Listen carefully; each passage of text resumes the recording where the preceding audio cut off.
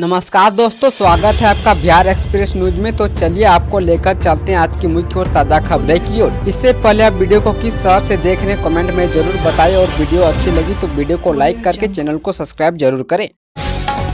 नीतीश कुमार द्वारा वारलिसगंज में cement plant का करेंगे भूमि पूजन। वारलिसगंज में चीनी मिल की जमीन पर उद्योगपति अडानी समूह के द्वारा अंबुजा सीमेंट ग्रेडिंग यूनिट की स्थापना को लेकर मुख्यमंत्री नीतीश कुमार 29 जुलाई को वारलिसगंज पहुंचेंगे। इस संबंध में कंपनी के एजीएम प्रभात श्रीवास्तव ने कहा कि चीनी मिल की जमीन को बियाडा के माध्यम से अडानी समूह ने लेकर अंबुजा सीमेंट का ग्रेडिंग यूनिट का स्थापना करने जा रही है। इसके राज्य के लिए बिहार राज्य के मुखिया नीतीश कुमार द्वारा 29 जुलाई 2024 को भूमि पूजन किया जाएगा। उद्योग विहीन इस जिला में फैक्ट्री लगने की सूचना के बाद वारलिसगंज समेत जिले के बेरोजगारों में खुशी देखी जा रही है।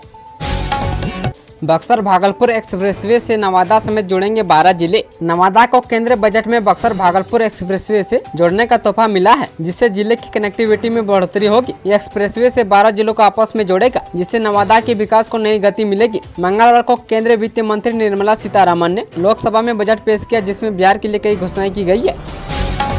बिहार शिक्षा विभाग का सख्त आदेश, वेतन भुगतान में देरी पर देना होगा जुर्माना। बिहार के शिक्षा विभाग ने एक महत्वपूर्ण आदेश जारी किया है, जिसमें कहा गया है कि शिक्षा विभाग में कार्यरत नियमित और संविदा पर रखे कर्मचारियों का वेतन समय पर किया जाएगा। यदि किसी कर्मचारी का वेतन निर्धारित समय सीमा में भुगतान नहीं किया गया तो इसके लिए जिम्मेदार पदाधिकारी और आउटसोर्सिंग एजेंसी से शुद्ध सहित उसका भुगतान कराया जाएगा। इसके अलावा शिक्षा विभाग ऐसे पदाधिकारियों पर समुचित दंडात्मक और विभागीय कार्रवाई करेगा। बीपीएससी असिस्टेंट प्रोफेसर भर्ती परीक्षा रद्द। बिहार में असिस्टेंट प्रोफेसर बनने का सपना देख रहे उम्मीदवारों के लिए एक महत्वपूर्ण सूचना सामने आ रही है। हाल ही में बिहार लोक सेवा आयोग ने स्वास्थ्य विभाग में असिस्टेंट प्रोफेसर के 1339 पदों पर होने वाली भर्ती प्रक्रिया स्थगित कर दी है। यह भर्ती अभियान बिहार के विभिन्न मेडिकल कॉलेजों और विश्वविद्यालय में 23 अलग अलग विषयों के लिए निकाला गया था। बीपीएससी ने अपनी आधिकारिक वेबसाइट bpsc.bihar.in पर एक सूचना जारी कर यह जानकारी दी है। दानापुर आनंद विहार समेत 26 ट्रेनें रद्द, श्रमजीवी समेत 6 ट्रेनों का बदला समय। पुमेरे के मुख्य जनसंपर्क अधिकारी सरस्वती चंद्र ने कहा कि रोजा स्टेशन के यार्ड रिमॉडलिंग एवं रोजा सीतापुर सिटी के मध्य दोहरीकरण कार्य के मद्देनजर नॉन इंटरलॉक कार्य किया जा रहा है।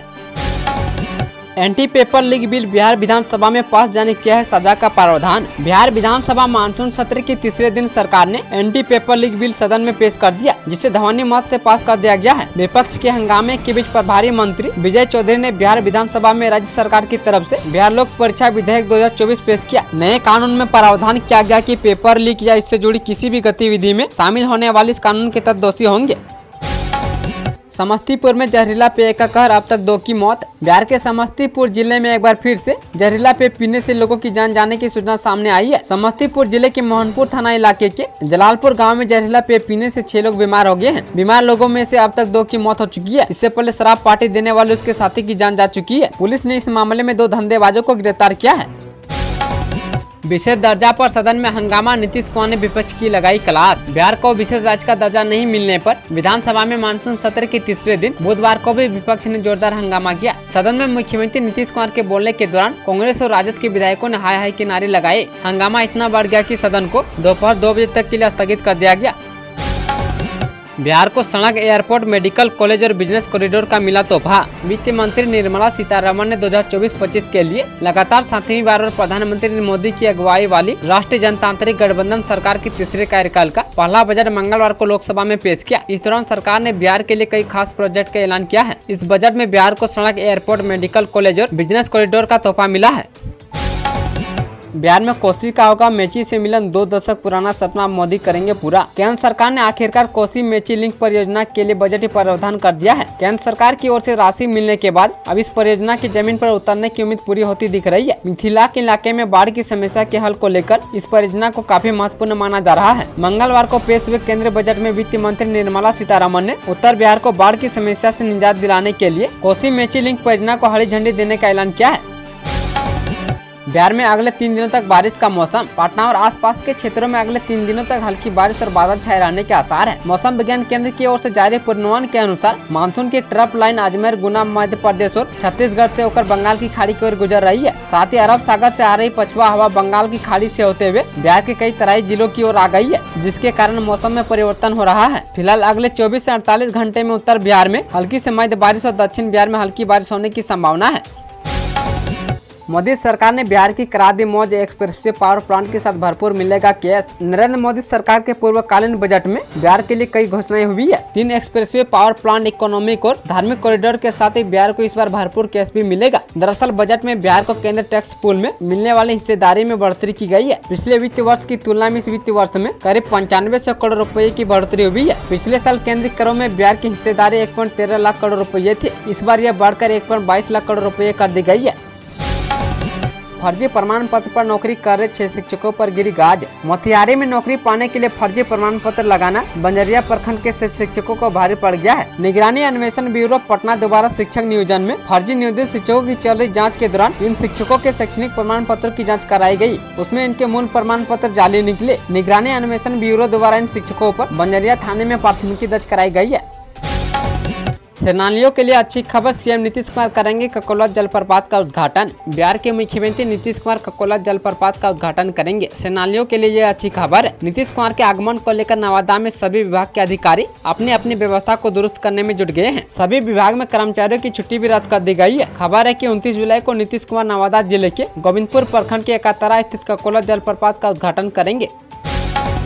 BH सीरीज नंबर प्लेट पर देना होगा एक मुफ्त 14 साल का टैक्स। 1 से अधिक राज्यों में मान्य BH सीरीज नंबर प्लेट वाले वाहन मालिकों को अब एक मुफ्त 14 साल का मोटर वाहन कर जमा करना होगा। पहले इन वाहनों का 2 साल का ही मोटर वाहन कर लिया जाता था, मगर अब नियमों में बदलाव कर दिया गया है। इसके अलावा पहले से BH सीरीज नंबर के तहत निबंधित वाहन मालिकों को भी बकाया 12 साल का टैक्स चुकाने का निर्देश दिया गया है। परिवहन विभाग ने इसको लेकर अधिसूचना भी जारी कर दी है।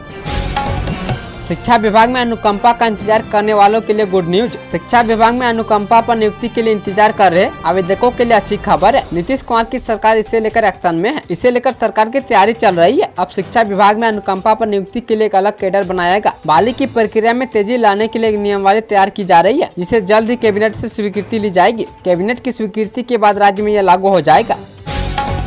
अब परीक्षा में नहीं होगा फर्जीवाड़ा, जाने BPSC का फुल प्रूफ प्लान। बिहार लोक सेवा आयोग की परीक्षाओं को पारदर्शी और फुल प्रूफ बनाने के लिए आयोग अभ्यर्थियों का डेटाबेस तैयार करेगा। फर्जीवाड़े को रोकने के लिए बदलाव का खाका भी तैयार है। आगे की परीक्षाओं में आवेदन करने वाले सभी अभ्यर्थियों को इससे गुजरना होगा। डेटाबेस तैयार करने के दौरान अभ्यर्थियों के साथ पिता के नाम, अभ्यर्थी की जन्म तिथि, आधार नंबर और जाति की श्रेणी को इसमें रखा जाएगा। एक बार डाटाबेस तैयार होने के बाद जब अभ्यर्थी दोबारा किसी परीक्षा के लिए फॉर्म भरेंगे तो उसमें पहले डेटाबेस को खोलना होगा। बांग्लादेश की महिला दरभंगा में चला रही थी सेक्स रैकेट। बिहार के दरभंगा में एक ऐसे सेक्स रैकेट का खुलासा हुआ है जिसमें बांग्लादेश की महिला चला रही थी। लहरियासराय थाना की पुलिस ने देह व्यापार में संलिप्त इस बांग्लादेशी महिला को गिरफ्तार कर लिया है। छापेमारी के दौरान एक अन्य लड़कियां भी पकड़ी गई है, जिससे पूछताछ की जा रही है और एक स्थानीय पुरुष को भी पुलिस द्वारा गिरफ्तार किया गया है। बताया जाता है कि रियासी इलाके में महिला काफी समय से ये रैकेट चला रही थी, जिसकी कानो कान खबर किसी को नहीं थी। फिलहाल पुलिस ने उसका पासपोर्ट जब्त कर लिया है। बिहार सब इंस्पेक्टर भर्ती परीक्षा का रिजल्ट जारी। बिहार में मद्य निषेध विभाग के 63 अवर निरीक्षक और निगरानी विभाग में एक पद पर दरोगा बहाली का परिणाम सोमवार को जारी हो गया। बहाली प्रक्रिया सिर्फ 9 महीने में पूरी कर बिहार पुलिस सेवा आयोग ने एक तरह का रिकॉर्ड बनाया है। इन दोनों परीक्षाओं का अंतिम परिणाम BPSC के स्तर से सोमवार को जारी कर दिया गया है। आयोग ने इन दोनों पदों के लिए 1 नवम्बर 2023 को विज्ञापन निकाला था। इसकी प्रारंभिक परीक्षा 28 जनवरी 2024 को आयोजित की गई थी, जिसमें 69,000 से अधिक अभ्यर्थी शामिल हुए थे।